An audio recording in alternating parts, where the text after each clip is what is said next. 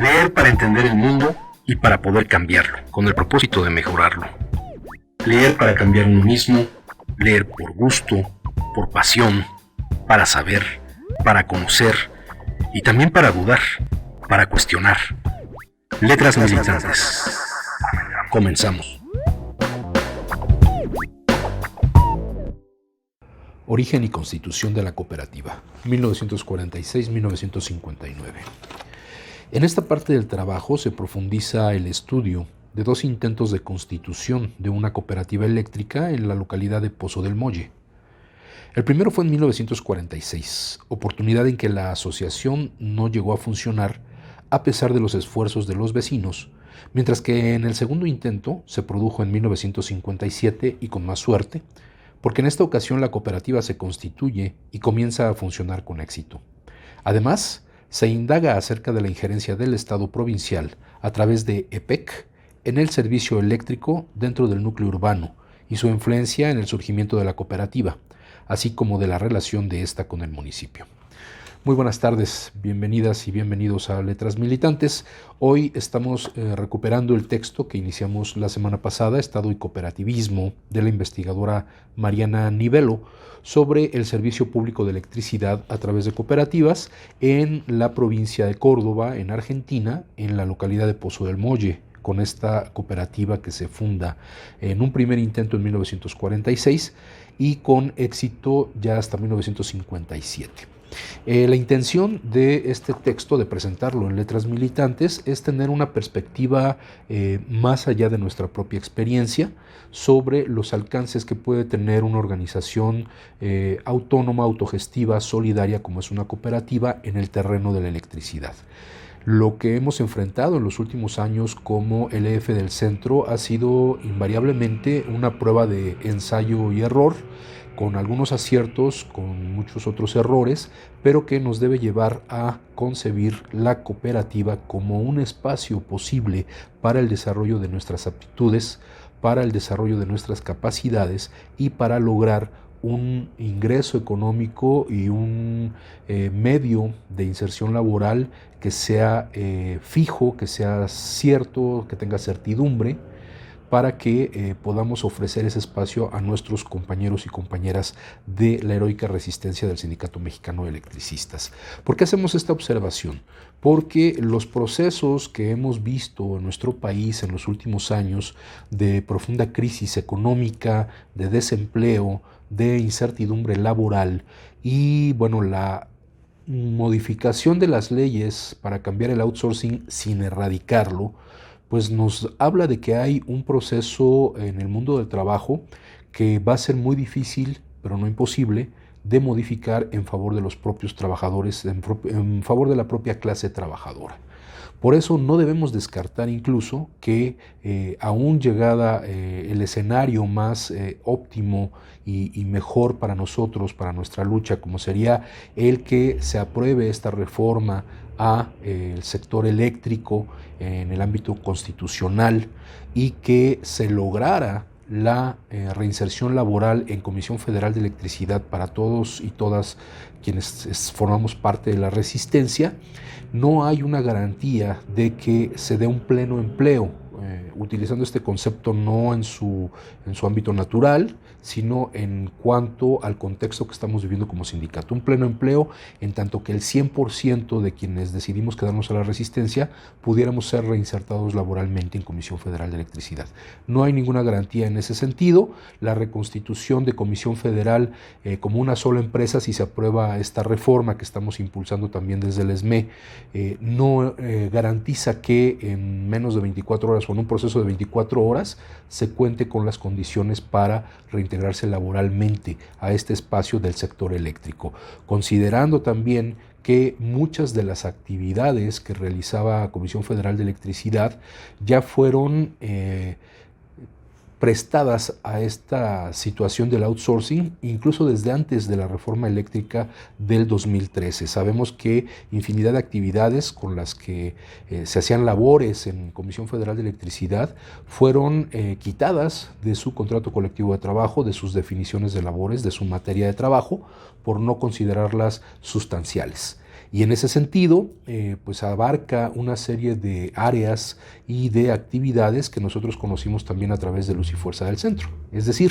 en resumidas cuentas, habría que hacer una modificación radical al tipo de actividades de Comisión Federal para devolverle las actividades que tenía incluso antes de estos decretos neoliberales o de estas modificaciones legales neoliberales que nos remiten al año 92 cuando gobernaba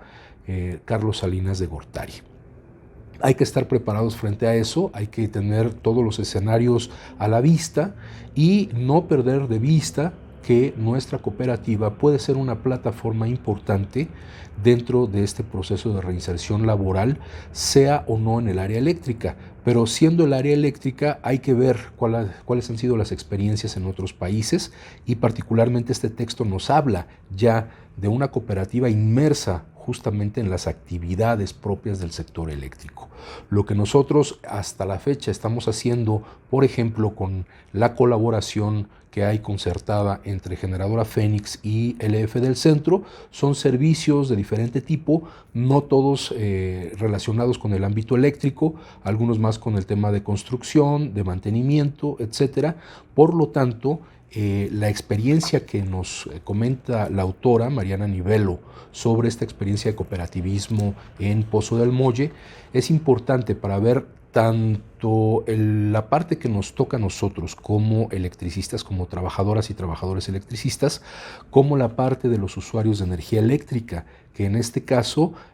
tendríamos que pensar en una situación más allá de ser únicamente consumidores o usuarios del servicio de energía eléctrica, sino también parte de estos procesos productivos del sector eléctrico, algo que hemos planteado en los acuerdos de asamblea del 11 de octubre pasado de nuestra Asamblea General, en donde decimos que la participación de la sociedad tiene que ser no solamente como usuarios, no solamente como quienes impulsamos esta reforma eléctrica, sino como partícipes directos de los procesos productivos de los diferentes rubros del sector eléctrico.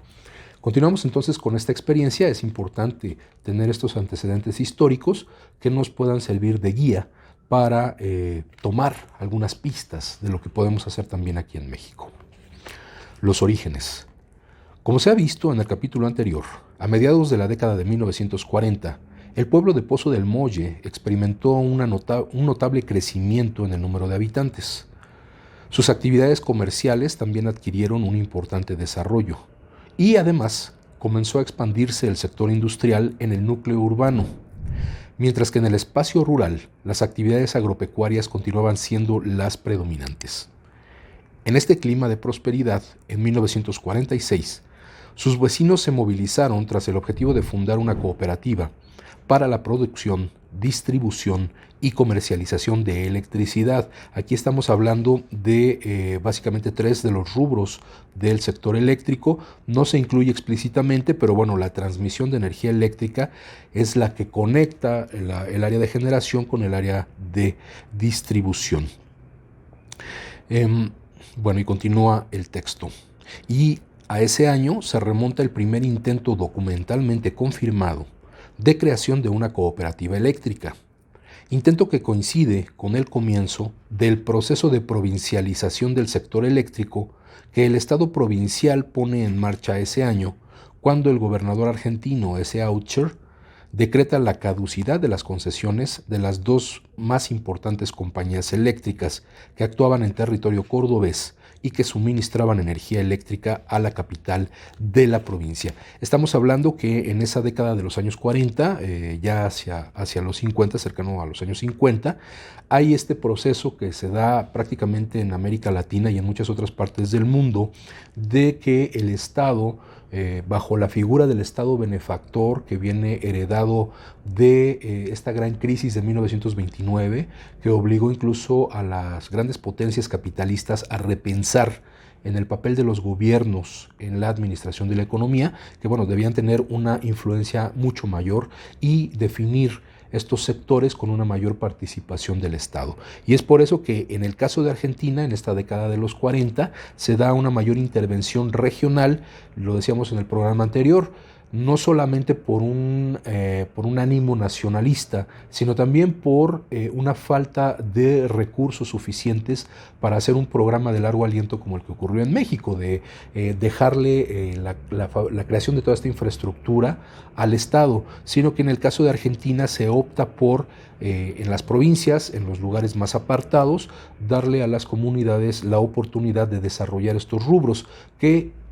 pues vamos, en los hechos se acerca más a la soberanía, a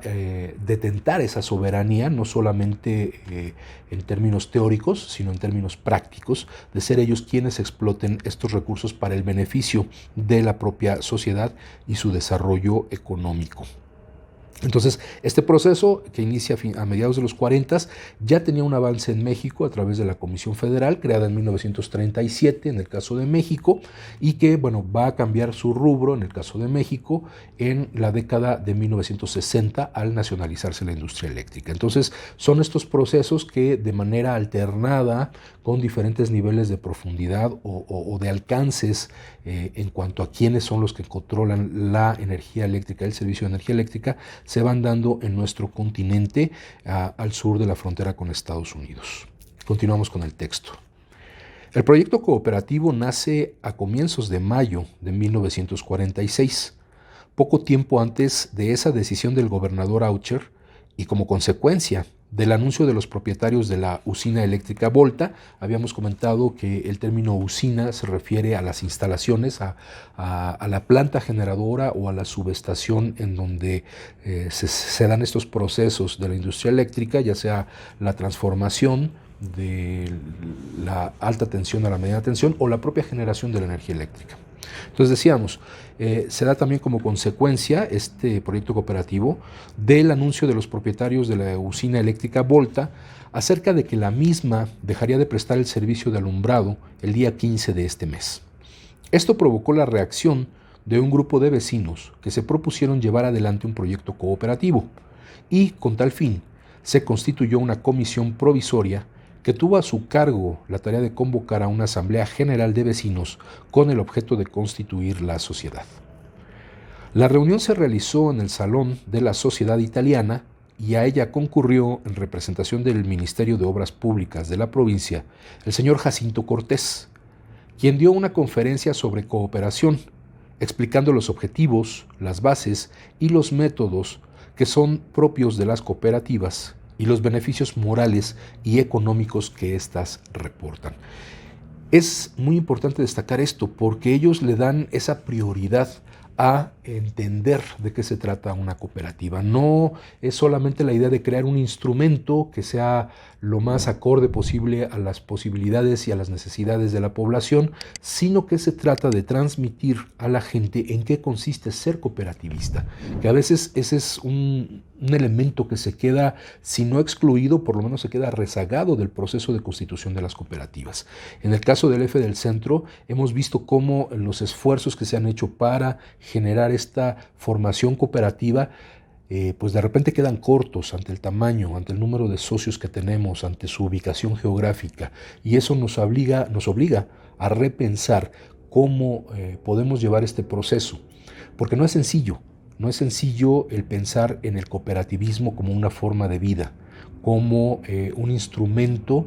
que va a guiar nuestras acciones no solamente en el ámbito de trabajo, sino en la manera en cómo nos relacionamos con los demás. El cooperativismo no es una labor que empieza a las 8 de la mañana, termina a las 4 de la tarde y queda suspendida hasta el día siguiente que reiniciamos labores. El cooperativismo nos obliga a tomar una serie de actitudes ante la vida y ante las relaciones con los demás que trasciende la relación de trabajo. No solo la trasciende, sino que la transforma. Y entonces por ello es importantísimo que la formación cooperativa forme parte fundamental del trabajo diario. No es algo que se pueda tomar en un curso, tener un diploma o tener un reconocimiento y entonces ya soy cooperativista. Es algo que se tiene que reproducir en el día a día, es algo que se tiene que estar evaluando constantemente para que funcione realmente, nuestras organizaciones funcionen como cooperativas. Y entonces es importante aquí señalar que lo primero que hacen es justamente que al citar a esta reunión, a esta primera reunión para crear la cooperativa no fue el tema primero, el de cómo funciona esta empresa como un negocio eléctrico, sino cómo vamos a funcionar como cooperativa, como socios, no como empleados, y eso es algo que debemos tomar nota en el F del centro. En el momento en que aceptamos ser socios de la cooperativa, tenemos que desligarnos del papel de empleados, de trabajadores sometidos a una relación obrero-patronal. Pero bueno, eso es ya detalles que tendremos que ir viendo conforme vayamos avanzando con la consolidación de nuestra propia cooperativa. Y sírvanos también esto de lección de que las cooperativas no se crean, no se consolidan de un día para otro. Hay cooperativas que se intenta crear, que se intenta desarrollarlas, pero finalmente los esfuerzos llegan a fracasar. Y eso fue el caso del primer intento que hicieron con esta cooperativa. En el caso del ESME tenemos también una experiencia histórica con una cooperativa de consumo que en su momento tuvo un alcance muy importante, pero que después, por la falta de formación cooperativa, de previsión social, de crear estas herramientas para fortalecer estos valores y principios cooperativos, finalmente pues dejó de funcionar adecuadamente. Aprendamos de esos errores históricos, aprendamos de esas experiencias históricas para que no se repitan y podamos salir adelante con nuestra cooperativa. Bien, concluida la reunión, se procedió a discutir y aprobar los estatutos preparados de antemano, quedando de este modo constituida la Cooperativa de Electricidad Limitada de Pozo del Molle, luego de lo cual se suscribieron 136 acciones y se eligió a los miembros del Consejo de Administración. Como podemos observar, la urgencia del problema determinó la necesidad de tomar rápidamente las decisiones necesarias para llevar adelante el proyecto cooperativo, sobre el que seguramente ya se venía trabajando y que contaba con la buena predisposición del vecindario, que se apresuró a suscribir acciones. Entre los suscriptores se encontraban fundamentalmente comerciantes, profesionales, empresarios, empleados y mecánicos. Este es otro detalle importante, la diversidad de labores, la diversidad de conocimientos, de experiencias laborales de quienes van constituyendo esta cooperativa. No estamos hablando de una sola formación o de una sola labor que desarrollaran, como ocurre, por ejemplo, con las empresas recuperadas, en el caso de Argentina también, o como muchas de las empresas que se convierten en cooperativas en el caso de la historia de México, en donde predomina un cierto tipo de formación laboral, de actividades laborales muy definidas, que entonces requieren de la retroalimentación de otras áreas en las que no se tenía experiencia o no quedaron trabajadores. Hay que decirlo, por ejemplo, conocemos el caso de muchas de estas cooperativas argentinas de empresas recuperadas, en donde quienes se quedan, lógicamente, para crear esta cooperativa son los obreros, las obreras, quienes tenían la experiencia práctica del trabajo, pero desconocían las labores administrativas, las labores propiamente económicas, financieras de la empresa, y por lo tanto tuvieron que someterse a un proceso de capacitación. Aquí lo que vemos es que de esta cooperativa eléctrica que se crea en Pozo del Molle, los socios que conforman la cooperativa son de diferentes formaciones sociales, académicas, educativas, etc. Entonces ahí hay otro punto de relación con lo que nos toca vivir en el F del centro a partir de las diferentes materias de trabajo que teníamos en Luz y Fuerza. Sin embargo, prevalece esa necesidad de capacitarse para de manera más eficiente abordar estas labores y evitar los errores que pues hemos visto que se reproducen no solo en nuestra cooperativa, sino en muchas otras. De inmediato, los integrantes del primer consejo de administración se entrevistaron con Vicente de Rienzo, segundo esposo de la viuda de Aldo Mosca e intermediario entre este y el vecindario, a fin de manifestarle el interés en adquirir la usina, es decir, fueron a negociar con los propietarios de las instalaciones eléctricas, y de solicitarle que se postergara el cierre de la usina mientras se realizaban los trámites legales necesarios para que la cooperativa pudiera funcionar. Ese pedido fue aceptado por el representante de la usina, quien resolvió continuar prestando el servicio hasta el 15 de junio y solicitó 332.201 pesos argentinos con 16 centavos por las instalaciones de la usina, cables aéreos, medidores y edificio, monto que podía ser pagado con una entrega inicial y cuotas sin interés y pagaderas en un plazo de 2 años. Conocida esta propuesta, el Consejo de Administración la estudió e informó sobre ella al ministro de Obras Públicas de la provincia, solicitándole el envío de un tasador oficial. Asimismo, se decidió intensificar la campaña de propaganda a favor de la naciente cooperativa, con la intención de ampliar el número de accionistas y de este modo obtener los fondos necesarios para la adquisición de la usina. En los primeros días de junio se recibió un informe del ingeniero Leopoldo Caro, enviado del Ministerio de Obras Públicas, que daba cuenta del deficiente estado de las instalaciones, aunque los motores de la usina funcionaban bien, y sugería efectuar una contrapropuesta a los propietarios por valor de 145,000 pesos, es decir, menos de la mitad, oferta que los mismos rechazaron y en cambio anunciaron la intención de continuar prestando el servicio, aunque con un aumento del 12% en las tarifas vigentes hasta el momento. Otro elemento también histórico muy importante que establece esta relación a pesar de las diferencias en los países y en el tiempo, que revela cuál es la intención verdadera de los empresarios privados frente a este tipo de servicios públicos. Esta usina, esta instalación de Pozo del Molle que se tenía, pues venía prestando el servicio y anunció que de plano iba a terminar de prestarlo el servicio porque ya no era rentable. Surge esta idea de formar la cooperativa, se les hace la oferta de cuánto tendrían que pagar, los 332,000 pesos argentinos, se hace la tasación, se hace el análisis y dicen, no, pues ofréceles 145,000 y entonces los dueños dicen, no, ¿sabes qué? No te acepto la oferta y es más, voy a seguir trabajando, nada más que voy a subir las tarifas eléctricas, porque así lo hacen rentable, no a través de hacer crecer la base de consumidores, no a través de ofrecer un mejor servicio con mayor mantenimiento de sus instalaciones, sino a través del aumento a las tarifas eléctricas. Y esto, trasladado en el tiempo, podemos verlo ahora en este proceso de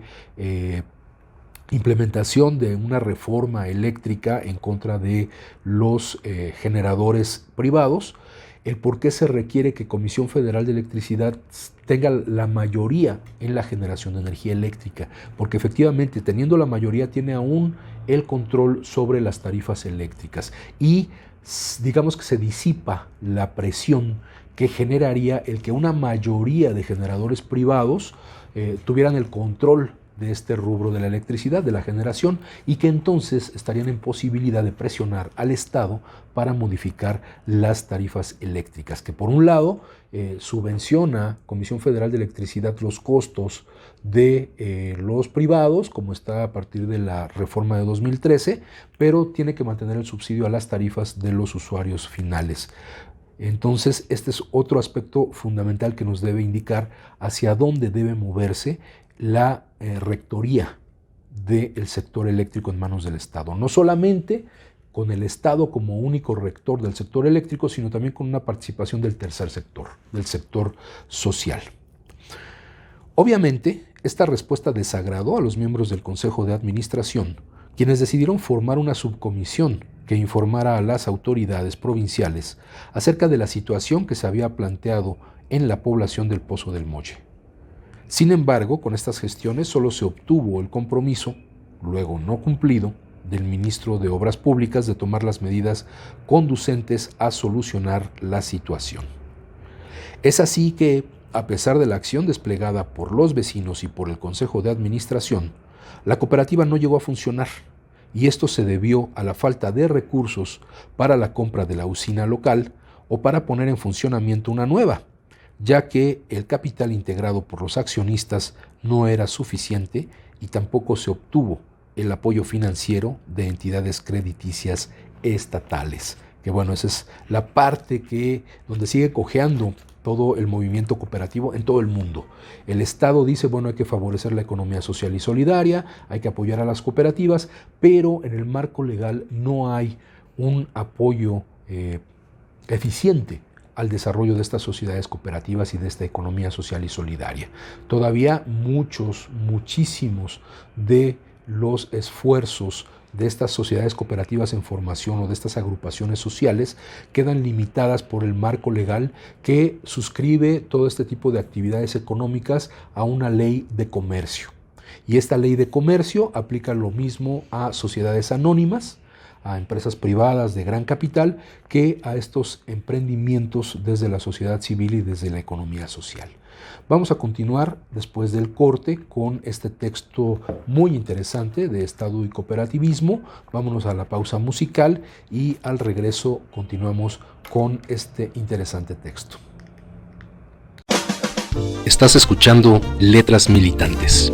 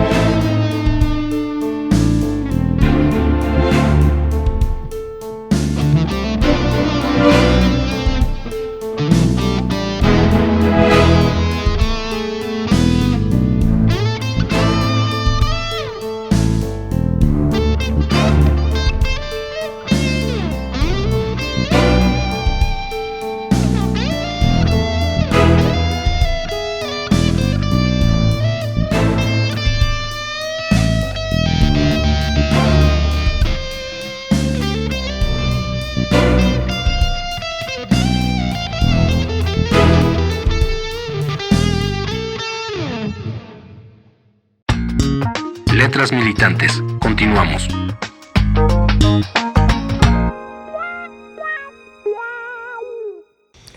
Ya estamos de vuelta en Letras Militantes con la lectura del texto Estado y Cooperativismo de la investigadora argentina Mariana Nivelo sobre el servicio público de electricidad, pero dado a través de una cooperativa. Estamos viendo cómo se va constituyendo esta cooperativa, que en un primer inicio, lógico, enfrentado a los intereses privados de esta empresa que se dedicaba a la prestación del servicio en la comunidad de Pozo del Molle, en la provincia de Córdoba, en Argentina, bueno, pues fracasa este primer intento de conformar la cooperativa ante también una falta de capital social y ante la falta de disposiciones legales que pudieran apoyar desde el Estado la creación de esta cooperativa y su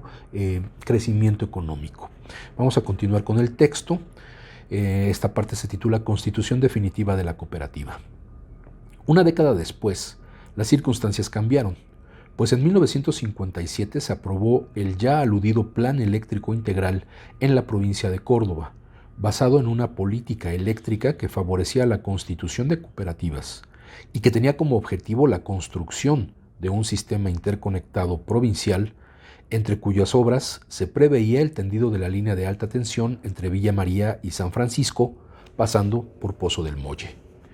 Apenas conocida esta información, los habitantes de la localidad volvieron a movilizarse y, retomando con más éxito esta vez la iniciativa frustrada 10 años antes, constituyeron en una asamblea realizada en el Cine Ideal el 2 de mayo de 1957, la cooperativa de Luz y Fuerza Pozo del Molle Limitada, la que tendría por fin la producción, transporte y provisión de energía eléctrica e industrias anexas, alumbrado público y particular,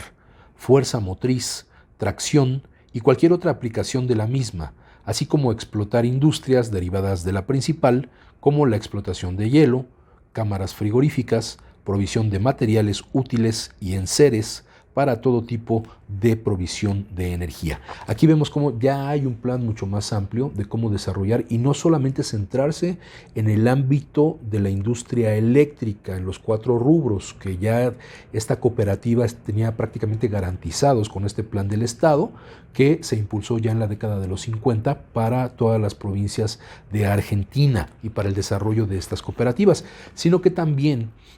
diversifican sus actividades económicas, sus actividades productivas a partir de esta industria eléctrica que ellos van a explotar. Y es por eso que, bueno, pues cuentan con todas estas áreas, que es pues la fabricación de frigoríficos, el alumbrado público, e incluso hasta la venta de las herramientas y equipos para la provisión de energía, es decir, suministradores de cable, de transformadores, de todos estos equipos necesitados para los diferentes ámbitos del sector eléctrico. Todas esas actividades podrían ser desarrolladas por la entidad, es decir, por la cooperativa, en el espacio urbano y zona rural de influencia, es decir, tenían muy delimitado el espacio en donde lo podían hacer, que iba a ser, lógicamente, esta comunidad de Pozo del Molle. Aunque al abrir sus puertas, la cooperativa prestó solamente el servicio de distribución y comercialización de energía y la provisión de materiales necesarios a quienes requerían el servicio en la zona urbana. En esa época, Pozo del Molle era un pueblo pujante que necesitaba ser provisto de energía eléctrica de calidad, abundante y a bajo costo. De cubrir estas necesidades se ocupó la flamante cooperativa eléctrica, aunque hasta tanto estuvo en condiciones de hacerlo, el servicio continuó siendo prestado por la usina eléctrica Volta, es decir, la parte de generación. Al respecto se debe señalar que esta usina particular no había logrado que el servicio funcionara las 24 horas del día, y además a muchas familias que solicitaban el servicio no se lo concedían, ya que los motores destinados a producir energía estaban desgastados y excedidos, no pudiendo satisfacer la creciente demanda favorecida por el aumento de población y la incorporación de nuevas industrias, talleres y comercios. Como decíamos antes de la pausa, una situación similar a todas estas empresas de tipo privado en el ámbito de la energía eléctrica, del sector eléctrico. No están dispuestos a invertir en la modernización de sus equipos o en la expansión de su alcance para suministrar el servicio, a menos que obtengan un beneficio directo, que es con la subida de las tarifas eléctricas. Y es ahí en donde la electricidad se convierte en una moneda de cambio para la explotación de los recursos, siempre a favor de quienes detentan la propiedad privada de este tipo de servicios de producción, que en este caso es el eléctrico. Entonces, por ello es importante tener muy claro que la energía eléctrica no puede ser una mercancía, no puede ser manejada como una mercancía. Tiene que ser un servicio público, y este servicio público representa el sacrificio de ganancias económicas para los privados. En el caso, por ejemplo, del trato que se tiene con Mota-Engil para la generación de electricidad a través de Generadora Fénix, tiene que ver, por una parte, con un ámbito al que nos vimos obligados a participar, y esto lo señala muy explícitamente la secretaria de Energía, Rocío Nale, en su participación cuando se coloca la primera piedra de la planta de ciclo combinado de Juan Do. Ella dijo, bueno, pues ustedes se supieron adaptar a las condiciones que estaba imponiendo esta reforma del 2013, palabras más, palabras menos, y decía que este reconocimiento venía desde la Presidencia de la República. Eso no hay que perderlo de vista, hay que tenerlo muy presente, porque finalmente lo que se logra es que haya una participación en las ganancias para los trabajadores que formamos parte de la resistencia del Sindicato Mexicano de Electricistas, que son estos dividendos que anualmente se conocen a partir de la generación de energía y energía que vende Generadora Fénix. Entonces, estos beneficios, prácticamente 50% de los beneficios son para esta institución, que es el Sindicato Mexicano de Electricistas y sus miembros activos, que formábamos parte de Luz y Fuerza del Centro al momento del golpe. Y es importante señalarlo porque es un modelo que, aunque tiene otras expresiones similares en otros países del mundo, en el caso de Italia, en el caso de Canadá, en donde los trabajadores forman parte de la propiedad de la empresa que se encarga de producir, suministrar, generar X producto o X servicio, esa experiencia finalmente la empezamos a adoptar aquí en México a partir de la experiencia del propio Sindicato Mexicano de Electricistas, que podría crecer y que lógicamente en el marco de esta reforma del 2013 de Peña Nieto, a lo que se orientaba era justamente a que nosotros pudiéramos desarrollarnos en el ámbito de la generación a partir de estos ciclos combinados y de estos parques de generación, incluso solar, que se tenían proyectados, pero que en este momento se encuentran detenidos por este proceso de reforma a la ley, a la Constitución y el regreso o el fortalecimiento, nuevo fortalecimiento de la Comisión Federal de Electricidad. Pero no hay que olvidar que todo este tipo de acuerdos tienen que ver directamente con esa negociación política que por un lado busca darle vida, mantener con vida a nuestra organización sindical y por el otro lo que busca es en la medida de lo posible y de la capacidad que tiene la propia empresa generadora lograr la reinserción laboral de trabajadores y trabajadoras. No olvidemos también que en este momento Fénix produce menos del 1% de la energía eléctrica del país. Ese también es un dato que debemos tener muy claro. Menos del 1%. Estamos hablando aproximadamente del 0.06% de la energía que se genera en todo el país, cuando los grandes productores son estas empresas transnacionales que no tienen participación de trabajadores, hay que dejarlo también muy claro, que son particularmente estas empresas con un membrete español, pero como hemos venido denunciando en los diferentes foros, son empresas multinacionales ya. Son corporaciones multinacionales que obedecen a una serie de intereses que no tienen nacionalidad, simplemente tienen intereses económicos. Entonces es importante destacar esto porque cuando se acusa al Sindicato Mexicano de Electricistas de aliarse con empresas extranjeras, en este caso con los portugueses de Mota-Engil, lo que no se toma en cuenta es que la producción es prácticamente intrascendente. Y cuando se habla de regresarle el parque de generación que tiene Mota-Engil, que tiene generadora Fénix, regresarle ese parque de producción de generación al Estado, representa regresarle menos del 1% al Estado cuando las grandes cantidades de producción están todavía en manos de empresas como Iberdrola, que fueron facilitadas por el gobierno del espurio Felipe Calderón y todo su gabinete con Georgina Kessel, etcétera, que después forman parte de estas empresas como asesores, como consultores o como directivos. Y esa parte, desgraciadamente, se la callan muchas de estas voces que buscan acusar y señalar al Sindicato Mexicano de Electricistas. Se quedan en silencio cuando se trata de denunciar que esas grandes cantidades de generación de electricidad se tienen que devolver para que se pueda fortalecer a la Comisión Federal de Electricidad. Es muy importante no perder de vista esta parte. Y bien, decíamos en el texto que la instalación eléctrica pues no daba el servicio las 24 horas del día, que tenía fallas y que bueno, eso es un común denominador en toda la industria eléctrica históricamente cuando está en manos privadas. Que los motores estaban caducos y que no pudiendo satisfacer la creciente demanda favorecida por el aumento de población y la incorporación de nuevas industrias, talleres y comercios. Por esta razón, los propietarios de la usina adquirieron un nuevo motor de 140 caballos tipo marino a General Electric, operación que provocó un aumento del 71.2% de la tarifa,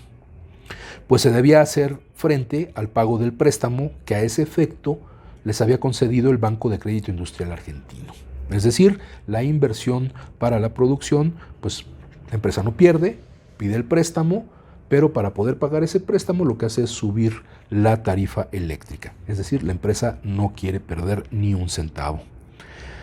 Tanto la compra del motor como el aumento de tarifa estuvieron previamente autorizados por EPEC. Recordemos que EPEC es la instancia provincial de Córdoba que se encarga de la rectoría del sector eléctrico. No obstante, el servicio continuó siendo deficiente porque el nuevo motor no funcionaba bien o porque se descomponía el grupo electrógeno, lo que provocó el descontento de la población. Por ello, la municipalidad envió en 1953 una nota a EPEC informando que el servicio actual, como es lógico, dado el estado de los motores viejos, es malo. Los usuarios protestan de que pagan un servicio que no se presta. La comuna a mi cargo no posee ninguna repartición técnica que pueda constatar la veracidad de los inconvenientes ocurridos en el motor aludido, por cuyo motivo le sugiere la conveniencia de que baje un técnico de la empresa de energía eléctrica a fin de que constate la veracidad de lo manifestado por la firma prestaria y quede así aclarado este grave problema. Entonces, bueno, el Estado tiene que intervenir porque no se puede confiar en que el dictamen que dan los técnicos de la propia empresa sea verídico. Es así que una comisión enviada desde EPEC llegó a la localidad para realizar los exámenes de la usina y con posterioridad se le otorgó a la municipalidad la facultad de ser la encargada de recibir las solicitudes de conexión, autorizándose a los interesados, bajo supervisión municipal, la extensión de líneas para la conexión de la energía eléctrica.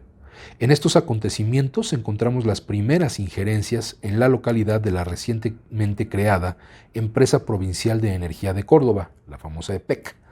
tomando medidas rápidas a partir de los requerimientos de la empresa prestataria y de la municipalidad. Según hemos mencionado, la constitución de la nueva sociedad de la cooperativa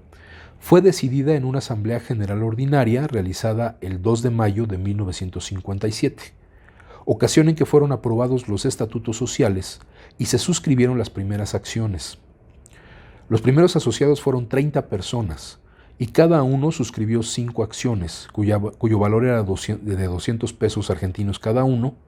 de modo que el capital suscrito en esa ocasión fue de 30,000 pesos. Los socios, en forma secreta y nominal, eligieron al primer consejo de administración, el que en la reunión inaugural, llevada a cabo el 5 de mayo de 1957, en el local de la municipalidad, procedió a la distribución de cargos, acto que se realizó también a través del voto secreto y nominal, como establecen los estatutos. Y bueno, aquí hace una descripción de quiénes fueron los titulares de estos puestos del Consejo de Administración que fueron nombrados en esa primera asamblea. Como sabemos y como quedó de manifiesto en el párrafo anterior, el hombre se involucra a través de sus acciones y la participación en instituciones, pero no lo hace en forma objetiva y racional,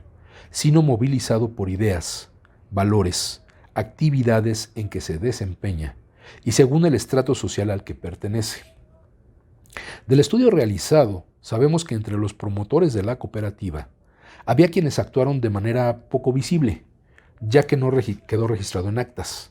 pero sí en la memoria de los actores de la época, quienes enfatizan acerca de las energías que pusieron para que la empresa cooperativa comenzara a funcionar. Tomamos a modo de ejemplo a Juan Comelli, de origen italiano, quien llegó al país acompañado de su familia y técnicos e instaló su primera fábrica en Mercedes, provincia de Buenos Aires, de donde luego se trasladó a la localidad vecina de La Playosa para instalar su fábrica. Pero al no tener ese pueblo el potencial energético suficiente para el funcionamiento de la misma, en 1949 arribó a Pozo del Molle, donde alquiló una fábrica ya existente y comenzó a elaborar queso fresco, que aún no se producía en la provincia de Córdoba. Pues bien, Juan Comelli fue uno de los propulsores del proyecto cooperativo que más trabajó para que la entidad se pusiera en marcha y que con ese fin realizó varios viajes a Córdoba y Buenos Aires, y fue asimismo quien más capital social aportó, pues suscribió 1,000 acciones, aunque nunca integró el Consejo de Administración. Que esta es otra de las partes interesantes de cómo los propios miembros del Consejo, los propios socios de la cooperativa van teniendo diferentes niveles de involucramiento y muchas veces, y esto queda expresado en diferentes experiencias en la historia, quienes no detentan un cargo dentro del Consejo de Administración a veces son quienes más aportan en el funcionamiento y en el desarrollo de la propia sociedad cooperativa, que ese también es un elemento a considerar dentro de nuestra propia cooperativa. El accionar del Consejo de Administración. Según lo establecido en los estatutos sociales, el Consejo de Administración tenía a su cargo todas las tareas inherentes a la conducción de la cooperativa. 1. Velar por el cumplimiento de los estatutos y de las resoluciones de las asambleas. Eso es fundamental y lo seguirá siendo en la historia de las cooperativas. 2. Convocar y asistir a las asambleas ordinarias y extraordinarias y proponer y someter a su consideración todo lo que se considerase oportuno. Este también es un elemento del asambleísmo bien entendido en cuanto a participación organizada de los socios o de los miembros de la organización. Es una cuestión ineludible.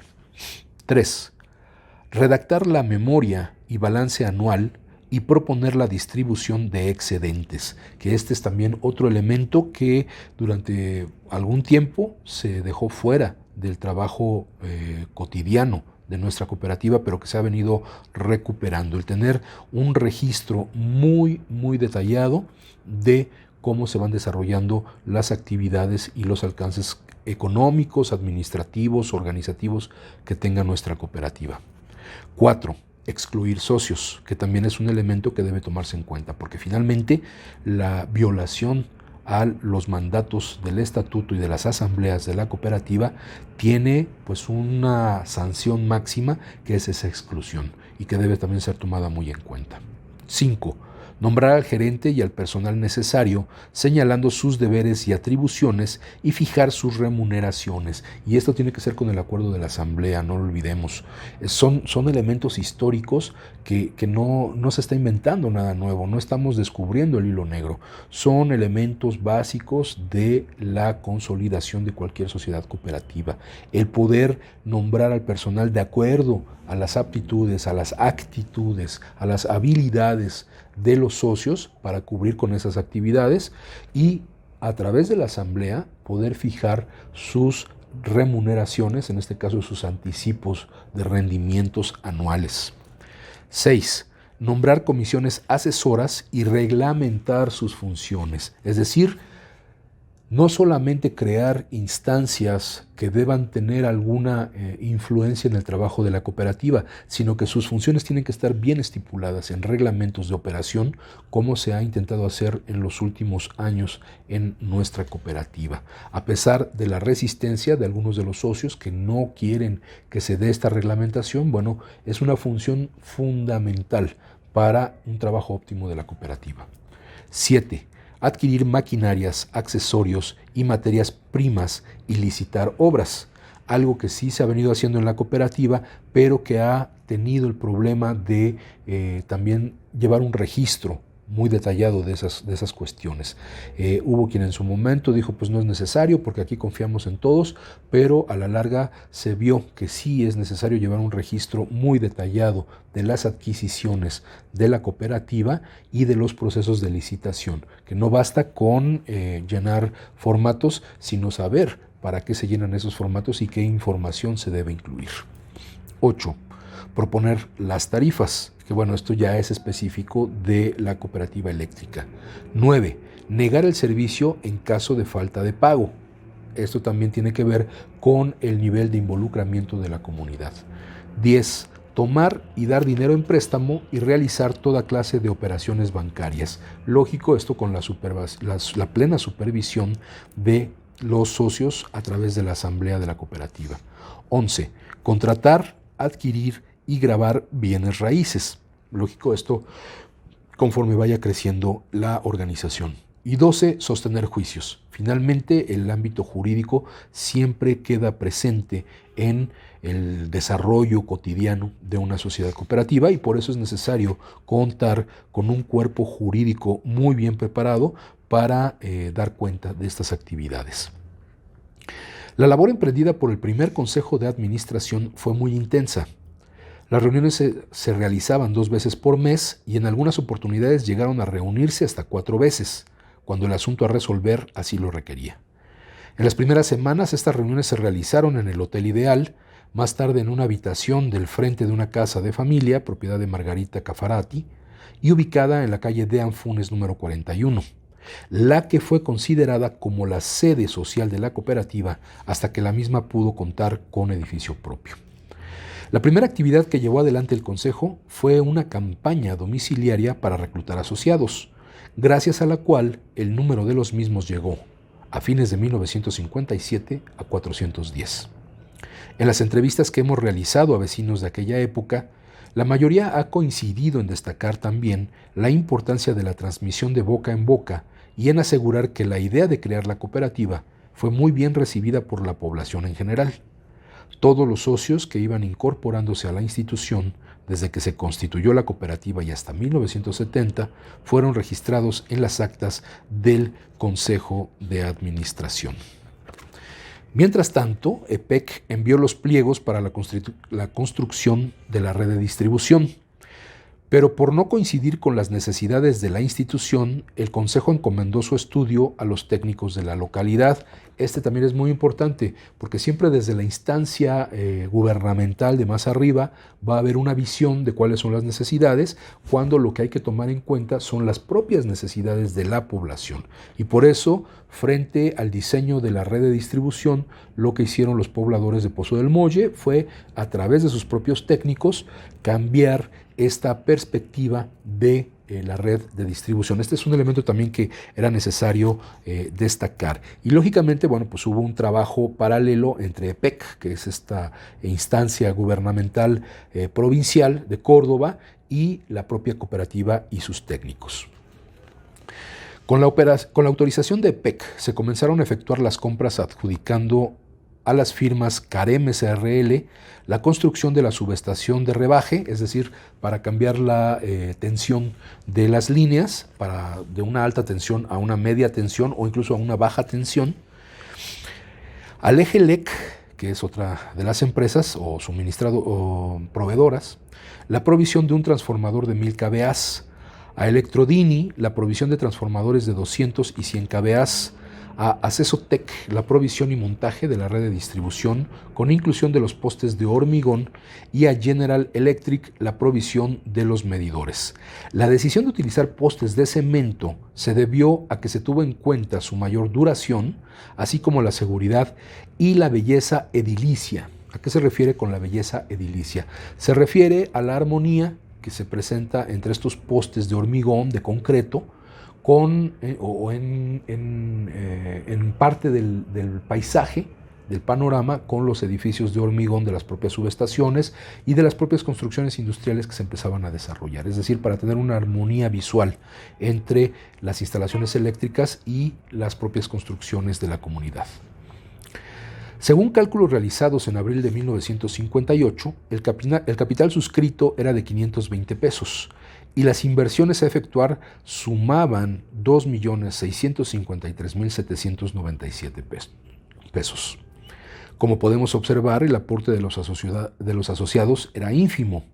y, por cierto, que no bastaba para la realización de las obras proyectadas. Por tanto, fue necesario realizar gestiones para la obtención de un crédito prendario del Banco de Crédito Industrial Argentino, el que tardó en ser otorgado por las demoras en la inscripción en la Dirección Nacional de Cooperativas como Sociedad Cooperativa de Producción, Transformación y Provisión de Energía Eléctrica e Industrial anexas. Vemos nuevamente cómo todos estos procesos burocráticos son los que muchas veces dan al traste o atrasan la constitución de sociedades cooperativas o de organizaciones de tipo autogestivo y solidario. Esto determinó que las primeras obras realizadas fueran solventadas con el capital aportado por los asociados y que se intensificara la campaña de captación de nuevos socios, e incluso, cuando estuvo próxima la inauguración del servicio, a que se presionara a los mismos para que cubrieran el total del importe de las acciones suscritas, pues de lo contrario no se les daría conexión. Y así es como nos vamos enterando de cómo se desarrolla este importante esfuerzo de la constitución de la cooperativa de Pozo del Molle, una cooperativa eléctrica, una cooperativa que tuvo que pasar por una serie de problemáticas que ya nos explica con mayor detalle en los siguientes capítulos de este libro altamente recomendable. Vamos a buscar alguna edición digital que podamos poner al alcance de todas y todos para conocer esta información, porque nos parece fundamental que quienes somos hoy socios de LF del Centro vayamos más allá del papel de espectadores y de expectativas de lo que vamos a recibir por el solo hecho de haber suscrito una acción o de formar parte, pues, de la cooperativa. Tenemos que pensar que la cooperativa se forma con el aporte de los socios, de las socias. Y es ahí en donde tenemos que echar a caminar nuestra creatividad, nuestra capacidad, nuestras habilidades para alimentar esta cooperativa. Nadie más lo va a hacer por nosotros. Tenemos que ser previsores de que un proceso de reinserción laboral no va a recaer exclusivamente en el Estado, porque realmente el Estado nunca nos ha regalado nada, y es por eso también que es importante seguir con la participación política, la movilización de las bases de la heroica resistencia del Sindicato Mexicano de Electricistas en las próximas convocatorias. Por lo pronto, bueno, este programa se estará dando a conocer el próximo jueves, que ya estaremos movilizándonos para darle a entender al gobierno que necesitamos una solución ya al conflicto, que hemos transitado por más de una década enfrentando a diversos gobiernos, desde los más conservadores y liberales hasta el actual, que a pesar de la buena intención y de la buena voluntad que ha expresado en algunas acciones y en muchos de sus discursos, no se ha logrado aún una solución de fondo al conflicto del ESME generado por el ilegal decreto de extinción de Luz y Fuerza del Centro. Entonces necesitamos ponernos en acción, necesitamos salir a las calles y necesitamos planificar qué vamos a hacer con los proyectos que tenemos a la mano. Porque repito, como decía incluso antes del corte, lo que el Estado plantee para solucionar nuestro conflicto no se va a poder llevar a cabo de un día para otro. Puede ser un proceso que se lleve meses, que se lleve incluso años, y nosotros tendremos que ver la manera de acelerar esos procesos, pero también de contar con procesos alternativos que nos lleven a una situación que desahogue este gran problema que está a punto de cumplir 13 años, que es la lucha heroica de resistencia del Sindicato Mexicano de Electricistas. Por lo demás, bueno, pues estamos listos para seguir en la lucha. Vamos a seguir con este programa acercando este tipo de información y creemos que la lucha por solucionar el conflicto en el ámbito laboral de regresar al sector eléctrico tiene que ir de manera paralela, de la mano de la construcción y consolidación de nuestra sociedad cooperativa. Por mi parte es todo. Agradezco siempre, como siempre, los esfuerzos de nuestros camaradas de Radio ESME para la producción y para la transmisión de este programa, a mis camaradas de la Prosecretaría del Trabajo, su apoyo para la realización también de letras militantes. Nos vemos aquí la próxima semana. Muchas gracias y buenas tardes. Decía Samuel Smiles, el libro es una voz viviente, es una inteligencia que nos habla y que escuchamos. Acompáñanos en la próxima emisión de Letras Militantes, a través de Radio ESME, donde a los libros les damos la palabra.